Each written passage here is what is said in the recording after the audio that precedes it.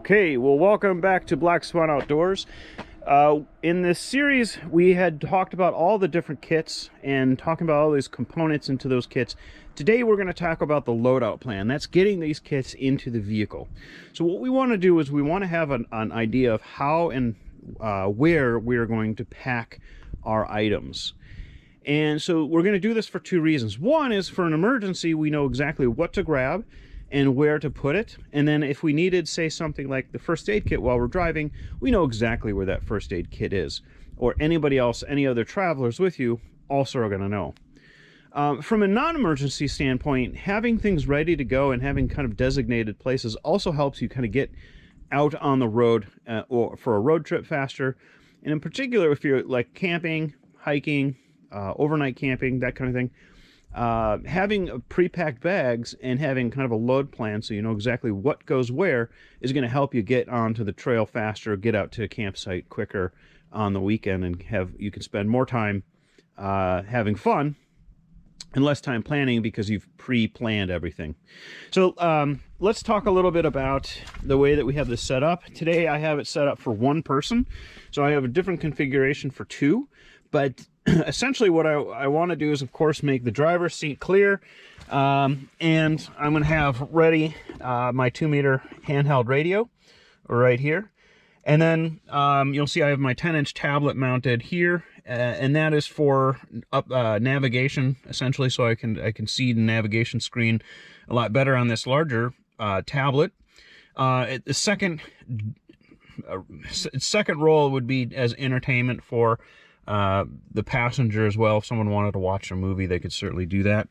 And then, of course, I'm going to have ready as my second handheld radio, so that if we're caravanning, I can pass that on to somebody else, the other vehicle. Sitting next beside me here is going to be my 72-hour pack or service pack, and I have my communications documents and all of my important documents ready to go under the sleeve, so I don't have to dig those out. They're ready here.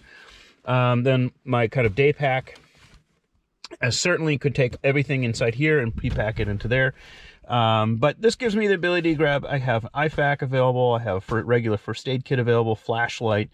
All of the things that you might need quickly are the same, many of the same things you're going to need quickly on the road while you're driving.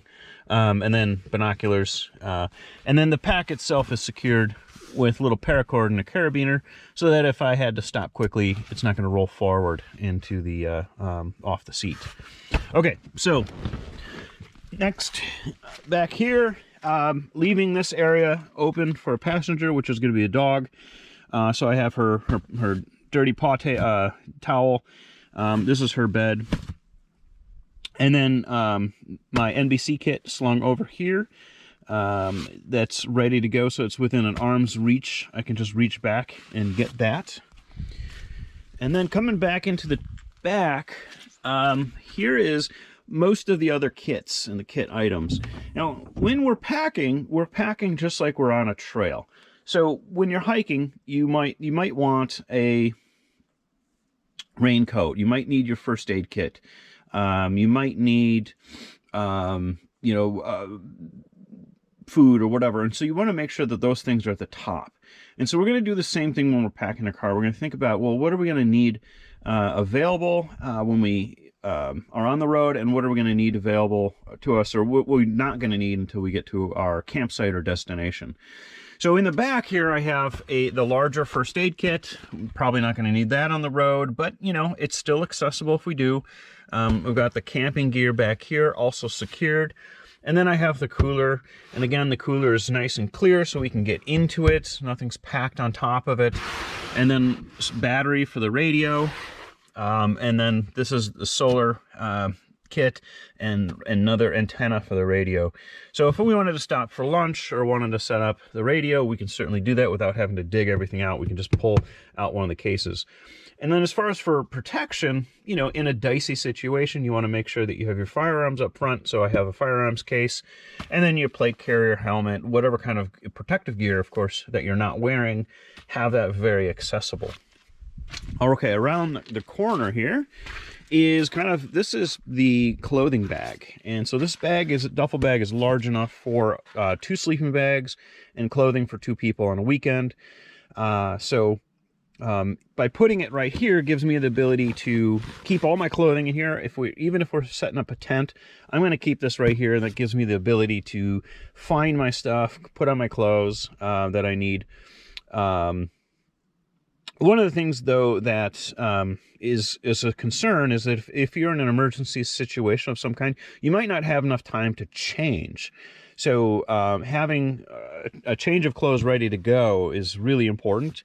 So I can just basically open my door, change my clothes right here. I've got my boots ready there, and everything is good to go. And then, of course, the bag can just stay here. Now, if I had more people coming with me, then this pack can actually go into the back. There's plenty of room, or up on the rack here. And then I can take my service pack and put this back here. So again, I have a line with a carabiner snapped in here so that it keeps the pack from rolling around, and I can snap my 72-hour pack into the same line as well. So hopefully that gave you guys some food for thought on some ways in which you can pack and prepare for an emergency. I would do the same thing if you are looking to do an evacuation process for your entire house. You could do this with a trailer, so you have determined boxes or Tupperware containers, and know exactly what you're going to pack. So in the kitchen, you know what you're going to pack. In your office, you know what you're going to pack. And then you pack all that up, and then you put that into your trailer, and you have that load plan for your trailer. So again, you know exactly what is being taken and where it's going to be put in your trailer. So yes, if you have any comments or questions, please leave them down below. I really appreciate the fact that you're viewing this video. Like and subscribe, and we'll have more content out very soon.